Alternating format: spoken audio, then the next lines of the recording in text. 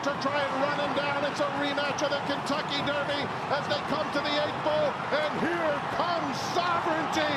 Sovereignty goes right by journalism once again, leaving absolutely no doubt who the best 3-year-old in the world is. Sovereignty and Junior Alvarado in the Belmont Stakes. Journalism was second. Baeza finished third.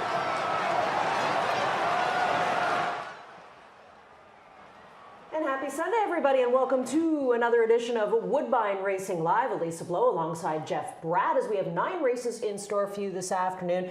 Last night, after our races were complete, we had a chance to watch the Belmont, the third leg of the American Triple Crown, and what a performance that Sovereignty put on for the crowd. It was amazing just to hear the roar of the crowd yesterday. So many people there. And considering the weather they had and the long delays between races they had too, because some races got canceled, for everybody to stick around, that's great to see.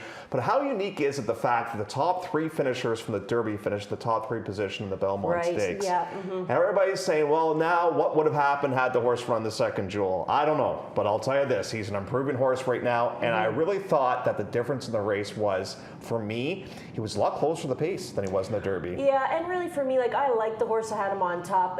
For me, I like the fact they skipped the Preakness because he came into the race fresh, whereas, you know, journalism had been doing a lot of work, and it's a lot for horses to tackle all 3 legs. I don't disagree. Having said that, I do think journalism ran his race. I agree. He just got beat by a horse that's better right now. Better horse. Yeah, actually, and then I'm sure a lot of you saw it afterwards, but, you know, there was a really cool moment where the riders embraced each other afterwards, and then embraced each other's horses, which was something you don't see very often. Gave me an "is there onions in the room" moment. Yeah, you know what I mean? gives you the goosebumps. Yeah, to see another rider pats the opposition horse like that was really cool to see. Because that is a complete show of respect. Absolutely. For what happened, right? And you know, just it makes you, it gives you chills about the sport that we're involved in. So there you go. That's it for the big 3 dances down in the United States. Now today at Saratoga, they have to try to make up these grass races that they canceled yesterday. It's a yielding turf course today, so I don't know what's going to happen. I would imagine, you know, that surface is very similar to our EP Taylor. So how much has it actually dried out? And that's a very valid concern. And you know what too is so unique for us in Canada is the fact that I always view that we get 2 Triple Crowns because we get the American one, and now we're starting to gear up towards our Triple Crown with the Queenston Stakes. You know, so I almost feel like we get 6 races part of our Triple Crown series here. And by the way, thank you to our good friends OLG for sponsoring the Triple Crown yet again this season. Oh yeah, okay, well, good stuff. So yeah, we get ready for that with the Queenston today. 9 races in total for you on the afternoon's program. And taking a look back at what happened for you yesterday, it was a gorgeous day for racing. Number 1, we got lucky with the weather. But as far as the track played, we had a little bit of everything. You know, we had quite a few speed horses win on the program. We did have a nice closer, which was Border Czar, which was a first-time starter, a 2-year-old from the Bard Menschel barn. And actually, that is the first Boleum to win in North America. So kudos to the team there on the big victory. You know, we had a lot of grass racing on the program yesterday as well. A couple other things to highlight that happened yesterday. Well, Light the Lamp gave Donnie McRae his 600th career victory. And riders with big days. You had Savachi winning a couple of races. Pietro Moran won 3 races on the program. Rafael Hernandez with 3 races. And Mr. Cassie dominated here with 3 wins. Yeah, he had a great day down at Saratoga as well. And we'll take a look back at Winterberry. This race did not go as expected from me in the 3. I think they tried to rate Shifty, and I don't think she was really happy with that. Whereas with Winterberry, I think she just said, you know what, like, I have my own thing here, so I'll just go to the front and make things very uncomplicated for myself. And you know what, she won. I thought your interview with Patrick was really interesting, just the fact that he mentioned too that she does have her quirks, but she's so much better than what she was last season. More mature, he said. You know, and the other thing too is he thinks that she's going to have no problems handling 2 turns when it comes time to race in the Oaks. I asked him actually walking back, you know, under the tunnel. I said to him, yeah, but mentally, you know, because she is such a quirky filly, I said, how do you think she'll handle this huge crowd that we'll have on Oaks Day too? Because, you know, they make a lot of sounds and a lot of noises. He said, that's not the issue. So really excited to see what happens with her. And I think we'll see a different race from Shifty in the Oaks. Yeah, as well. I do. If they go, they got a roller. I don't think he can fight her. No. I think she's kind of got a mind of her own. Now, I did get a very interesting text from Don McRae last night. Oh, yeah? That mentioned you. Oh, really? So I congratulated Donnie. I said, Donnie, congratulations on 600 wins. And he said, you know what? To celebrate, Jeff, I would like to take you and Elise out to Roos Chris Oh, Steakhouse. get lost. Get lost. That's what he said. For real? For real. Does he know how much that is? Oh, he says he can afford at least the side plates, he says. The side Really? dishes, yes. Well, So I'm not on the hook for the steak, am I? So that was a nice milestone for him to pick up 600. And yeah, you're right. And how about Wozniacki in the last? Oh, yeah, that was a nice one, too. You can never discount the grandpa factor, right? When Tino's training for his grandkids, that's all money that they want in the family, right? Yeah. And I was actually walking out with the Attards afterwards, and I said, well, I guess you can't fire the trainer off of a win. No way. This morning, here's something that's actually kind of interesting. We know that Ernie Perry always does these clocker reports for us on the weekend. This is the first time, Jeff, that we've seen him rate the surface as a perfect 5 of 5. So we're expecting really fast times here today. The inside, he still thinks is better. We have a clocker horse, and this is a Katerina Vasileva horse named Going Lucky, who worked half a mile and then got out in 5/8 and 58 and 4. And I'm with them in terms of the best wager in a race today. The Queenston, you can make a strong case for a bunch of different horses in that race. But the fact that Ernie has given that a 5 today, to me, we could be having some really quick lockings on now we'll that see. main track. Yeah, because it's the first time we've ever seen him rated as a 5. So let's see if that comes true with some fast times on this afternoon's program. 9 races in total for you today. And as Jeff mentioned, the Queenston with a little bit of jockey juggling going on as well. Musical chairs in school. Yeah, that's what's going on there. Holy cow. I think a lot of riders are going to go towards the wrong horse.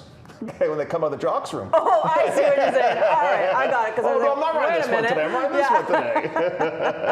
Alrighty, so we're going to get into the meat and potatoes of the show because we have all these topics that we want to cover and plenty of time to cover it in. But we always like to take a look at the stats and see how things are shaping up. And we wanted to take a look at the jockey trainer stats, but only the all-weather surface. We're not going to include turf racing at all because we just haven't had a ton of turf racing yet.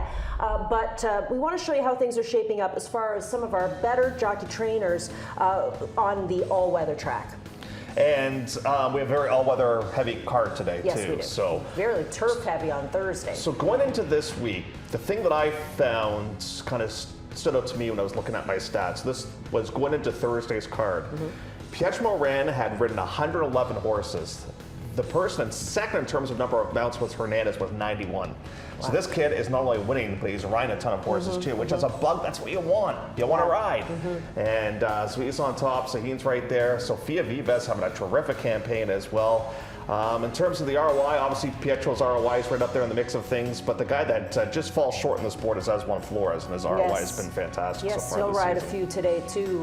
Mark Casse, he really did dominate here yesterday with the 3 wins, but it was really cool to watch his horses racing down south of the border at Saratoga. I saw Nitrogen, of course, in a small group, but became one of racing's newest millionaires yesterday as well. So Mark Casse with the 16 wins is in the money percentage is always high. You don't always get a great return on your investment with Casse runners, but he is pretty much always there for you. Same with Kevin and the other trainers that you see on the board as well. But as far as that goes, I just wanted to point out too, I think I saw Pietro ride for some different barns yesterday. He rode for Devin Gittins. That's a barn I don't normally see him ride for.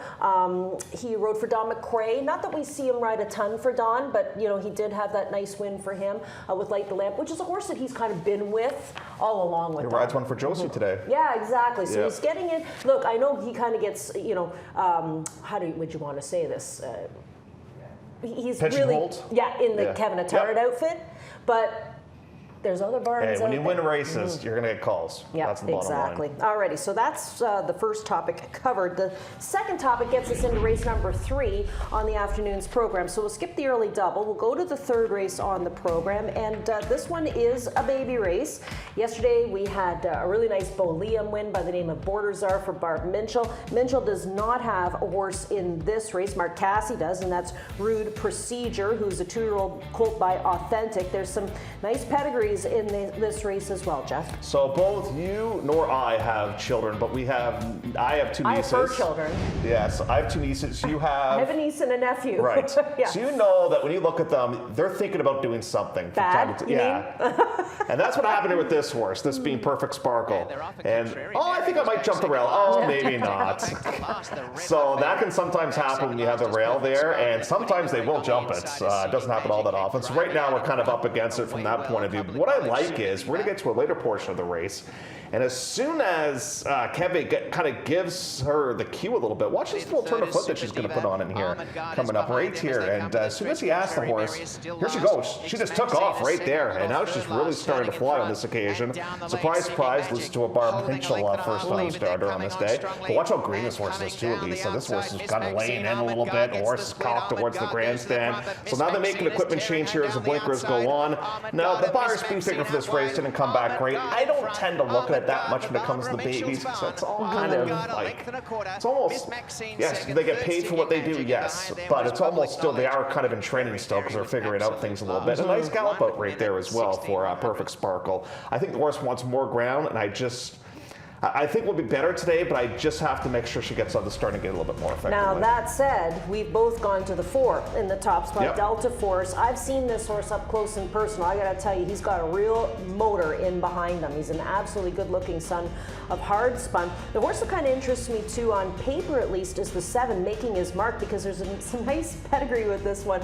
John Ross trains, and this horse is actually related to one of the best horses John ever had, and that's Lexi Lou. Yeah, developed that horse and then sold the horse, as a matter of fact, too. Yeah, the mare is a half to that one, too. So, and she's a producer, yeah, too. she is. And I always...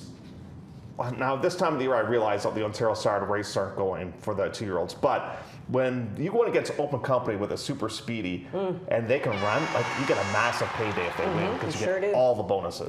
Yep. Get to hit, what's that line that you get to say? You get to take home all the cookies? Cookies. All the That's cookies. his line. Yeah. All the cookies.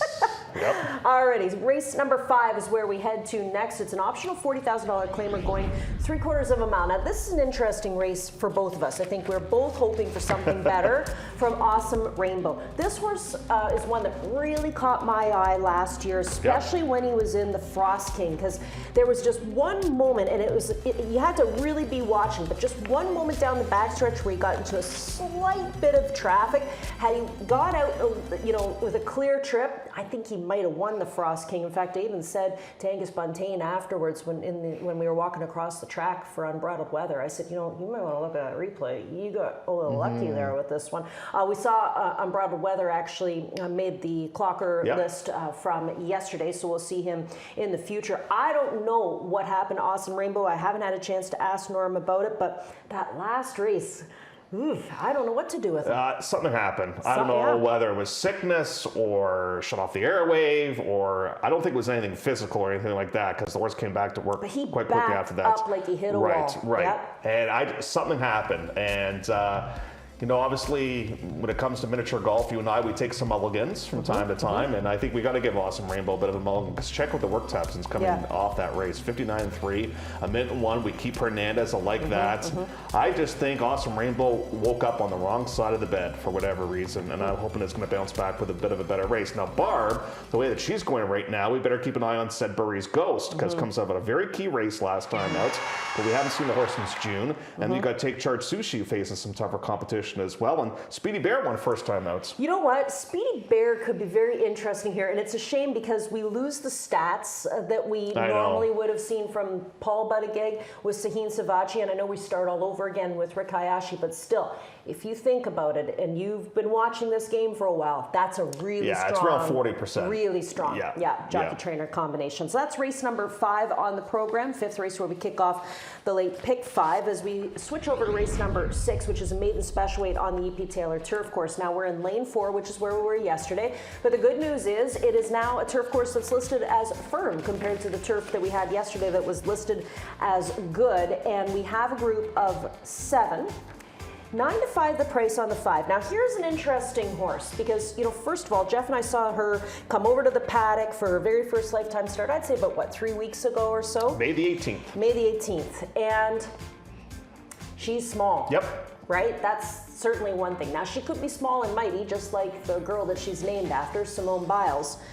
But she got loose, unfortunately, and she had to be scratched. So she's got a super foundation underneath her.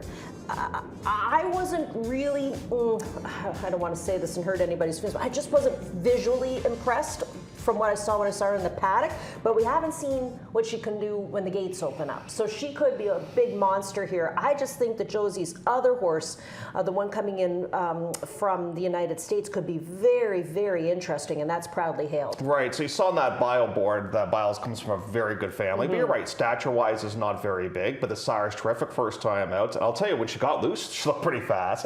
Now, she's facing the boys here in this race. That's not obviously ideal, but the other horse is Proudly Hailed. Now, Proudly Hailed had a bit of a wide trip, I thought, at Horseshoe, Indianapolis. We're going to show it for you right now.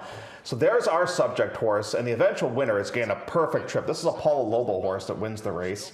He was right here.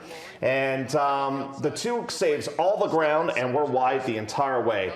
I still think the gray horse is the better of the 2 horses on this day, but this is a beautifully bred horse owned by Stone Street Stable, so obviously a very powerful organization as well. And just watch how this horse finishes up here in this race, because it is a good performance in here. We're not going to get to the 2, but here we keep coming along on the outside, keep plugging along, and eventually we're going to get up for the 2nd place position. And obviously the horse hasn't improved considerably from the first race to where we are right now, but I think, just judging by the way the horse ran on that day, you might really like the long E.P. Taylor turf course stretch. I think so too. I'm with you. That's why I use the horse in the top spot. I am going to give Biles a little bit of a nod just to see what she's capable of doing here against the boys. I mean, we'll see. I mean, the other interesting horse is this Pat Perronte horse, Total Sensation. This one had been trained by Todd Pletcher. Now, at one point in time, this horse cost a lot of money, too, about $300,000. I like playing Pat Perronte's horses, too. The reason why she sold for so much money, that mare is a half to Zenyatta. So, and half to Balance, and a half to Where's Bailey, like all really good. I mean, obviously the Zenyatta reference is the big one there, so that's why she sold for so much money. The problem, or he sold for so much money, the problem is, in your second start, you're in for 50. Yeah, and at some point there had to be some kind of a sale, I guess, of this horse. Or are these the same people? I think it's the same people. Really? Yeah, I think it is. I think so. We'll have to catch up with Pat when he comes by. I would guess they've sent this horse up here for a reason. It's probably our E.P. Taylor turf course.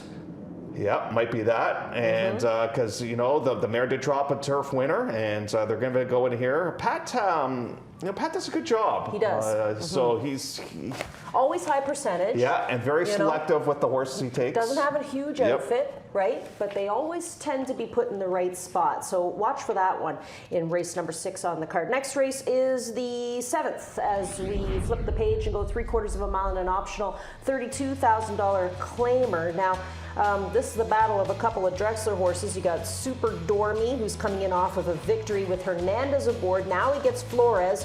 We know that combination clicked for a couple of nice stakes wins last Saturday afternoon. Pine Knoll is where you're going to find Hernandez. This is the other Drexler runner. And we have first-time gelding in Western World. Now, there is some confusion in terms of the daily racing form does not have Callie's Dream as a first-time gelding, but the Equibase program has Callie's Dream as a first-time gelding. Well, you can go check when he comes over. I'll look under the hood. But this is a very unique horse for Cassie to bring off a 3-year layoff. Yeah, I know. Like, holy smokes in here. In terms of the Cassie angle in here, he's obviously well represented with a horse that's got some talent for sure. But, we've also got a good jockey-trainer combo in this spot as well with Flores and Drexler. You got to keep an eye on Super Dormy in here. Western World's probably going to show some significant speed. And if the track is fast today and you can't close. I know. you might not catch that I kind of like today. Western Royal, especially first time gelding. Yeah, it's kind of interesting. He's quick. Yeah. He lost your buddy last year to wrap up Ricky Bobby. Ah, right, Arabian Prince. But Fraser getting the call here today to ride this one, so that's a new rider into the mix. Is Ryan Munger, who kind of regularly goes with Western Royal, is going to go to the Gordy Colburn horse in Poseidon Steel, and that's a horse that he rides regularly too. So race number 7 on the program will kick off our final pick 3 because there's just 9 on today's. Yeah, and coming off a layoff, and here is One True Gentleman, and Pine Knoll, I think, can handle the move up if it sets up, but I just don't know how the track's going to play. I'm a little bit worried because of what Ernie said, that the track is going to be very, very quick today. Well, we'll find out by the time race number 7 rolls around. The 8th race is the one that we're all here to watch, though, today. This is a stepping stone on the road to the King's Plate, the Queenston Stakes.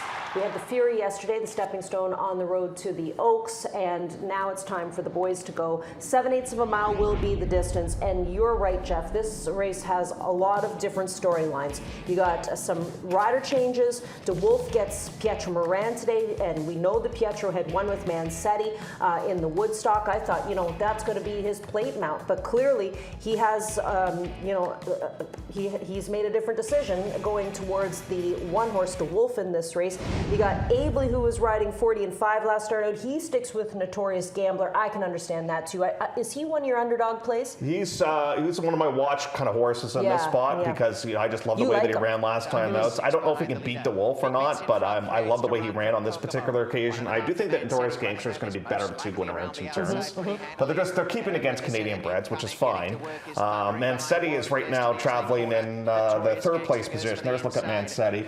I like the Fraser just bullies his way to get some room in here with the Dodson horse with the orange cap right there, and finishes up absolutely full of runs. So the extra distance is going to definitely help out Notorious Gangster. We're going from 6 out to 7, and he's the Quination Futurity winner from last season too.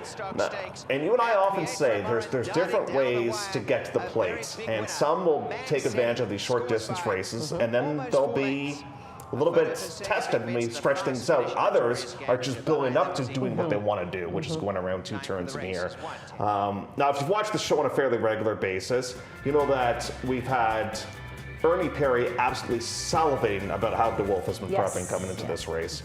Now, DeWolf gets on to Lasix. The work tab looks pretty quick, and maybe he's changed from last year this year. He was a good horse last year. Let's see if he's a better horse this season. Then you've got Regal Guest, who is a beautiful gray, and this is a full to Pink Lloyd. I think eventually he wants 2 turns. You got Lucky Guest, who ran very well last time out, and 40 and 5. Remember how Fraser got into this horse and they got the win over Wyoming Bill, who came back to run well yet again. That's right. So what a lovely field. You know what? We had a gentleman in here talking earlier today. Said, I just want to ask you, did you come up with the name for Pietro Moran, which I did, the babyface bandit? I got one for Fraser Abley now too. What's that? The Bulldog. Yeah, that's a good one. Because he is. He's small and mighty, that kid. He is. Yeah, and he's going to be pushing his way around, I think, with Notorious Gangster here today. So we'll watch for that in race number 8 on the card, which just happens to be the feature race of the day today. 9th race will wrap things up with a maiden optional $40,000 claiming event. We have picks of the day to pass along your way as well, starting first with Mr. Brad. So as we like to preface every time we do this, I send my stuff, Elisa sends in her stuff. We don't look at it until after we sent it in. We have 3 plays of the day today that are exactly the same, which is freaky. Crazy. My price play is back on the chain gang coming up in race number 2. Now here comes a lot of the similarities here. I like Big Screen Boss, so I think a lot of people are going to key in on. Awesome Rainbow, we're hoping that one bounces back, and we're really banking that DeWolf is going to be an improved horse this season. So there's a look at my plays of the day, and there's only one difference between yours, and yours is the Delta Force. Oh, baby. Oh, I'm saying, wait baby. till that one comes over and you see the hind end on that horse. So Delta Force will be my old baby pick in race number 3. My pick 4 key, of course, Big Screen Boss, as Jeff and I talked about. I'll give the mulligan to Awesome Rainbow because he did make my horse to watch list from last season, and I was really excited to see him go first time this year. I know it was a little disappointing, but I'll give him another chance. And then DeWolf, of course, is the best bet for the day, and that comes up in the Queenston. As far as Doug and everybody else goes, Big Screen Boss, top selection, race number 4 for him. Lucky Guest. Ooh, that's an interesting selection. Top choice in race number 8 at 8-1. You'll get some value there. And then Ron Geerkink has Perfect Works in race number 9. That's the last race on the card. 3-1 is the price on Perfect Works. Doyle? This one up. Yeah, that's the Doyle horse. Golden Sense, second time starter. First start produced a 3rd place finish in behind Classy War, and guess who? Big Screen Boss. And this Woodbine TV prod, guy or gal, yesterday got a winner, but their Beat the Fave play was the fave. Well, that's happened to us many times. I know. Not necessarily here, but always in the harness. harness. I'm just glad to know that even the famous Woodbine TV prod can err sometimes as well. The Clock Report, of course. I think we said this jokingly last week. If we don't see DeWolf on the Clocker list, then there's a criminal in town. But no, DeWolf has made. I'm not familiar with the horse that this one's been working with. No, have you ever heard of that? No, I've never heard of that one. She's pretty good.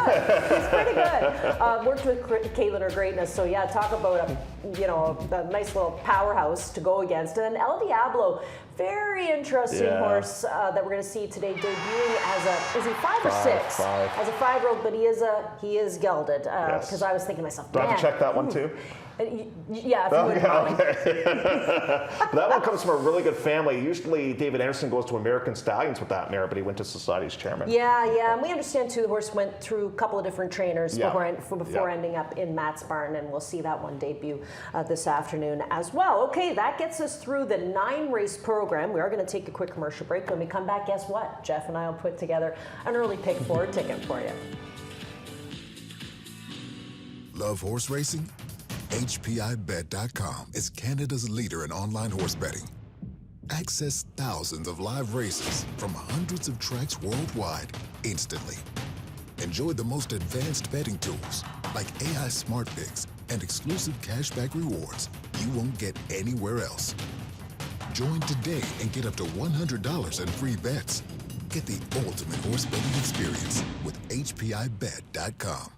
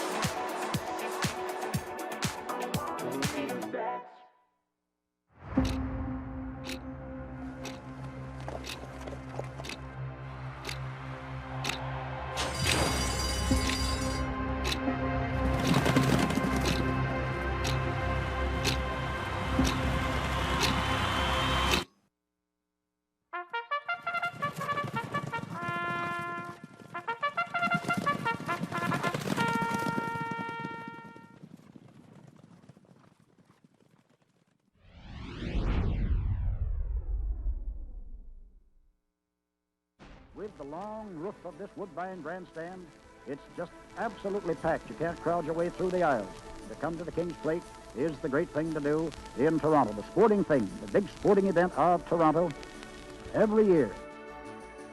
Bunty Lawless has quieted down, but Bunty Lawless better take a tip from me and stand real quiet. He's just about as fractious as War Admiral. Bunty Lawless's win in the 1938 King's Plate for his popular but small-time owner-breeder, Willie Morrissey, earned him the title of the little guy's horse. And Mona Bell is going to the front. Mona Bell is leading past the stand by 3 lengths. Bunty Lawless, the favorite, is third. Bunty Lawless is now making his move. Bunty Lawless is now second. Morrissey had named the colt in honor of his boyhood friend, big brother, and protector, James Bunty Lawless. Bunty Lawless is taking the lead, but Mona Bell is fighting hard. It's going to be a head-and-head finish. It's anybody's race, but Bunty Lawless is now too much horse. Bunty Lawless is pulling away. Bunty Lawless a length. Bunty Lawless a length and a half by 2 lengths. Bunty Lawless wins by a length and a half. 1:54 2/5, and that is one of the faster King's Plates that has ever been run. At stud, Bunty would sire 2 more plate winners, and his bloodlines would be prominent in plate history for many years to come. In a 1951 Canadian Press poll, the great Bunty Lawless would be named Canada's Horse of the Half-Century.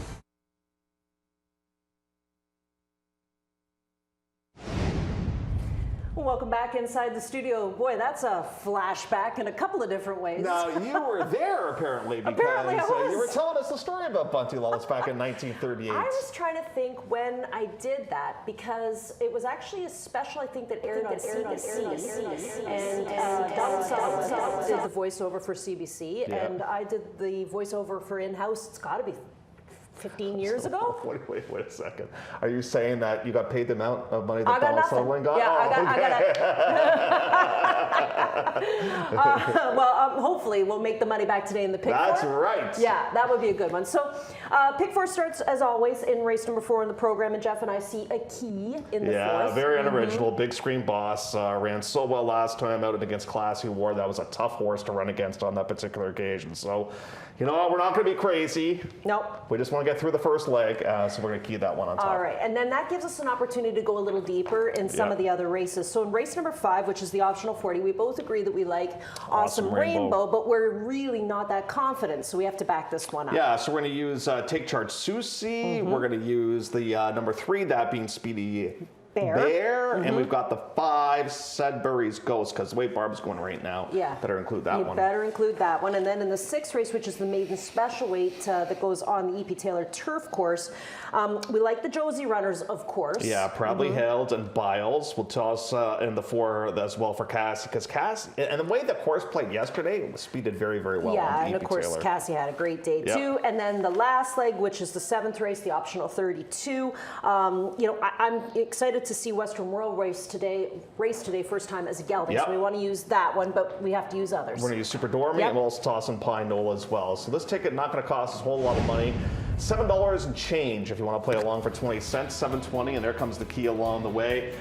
We haven't spent a lot of money. Yesterday we were a little bit more aggressive, and I think we got 3 out of 4 again. Of course we did. As per usual. But we're going to back off the accelerator a little bit here today by keying a horse coming up in race number 4. Alrighty, good stuff, buddy. 9 races today. Yes. It's a super Sunday for many of you joining us. A little bit cloudy outside today compared to yesterday, but still decent temperature for racing. Yeah, and we're looking forward to the start of a very busy week for us next week at the Pepsi NA Cup. Oh, yeah. That's going to be a ton of fun to watch. The elims were fantastic last night, and you're going to see Canada's hardest horse of the year in action next Saturday as well. And I'll be all by myself on Saturday because Elisa will not be with me. I know, but I'm going to be up really late on Saturday night, so on Sunday I can't make We'll have any the coffee promises. for you. Extra large coffee for Elisa. All right, 21 minutes to go before the opener today from Woodbine. Good luck.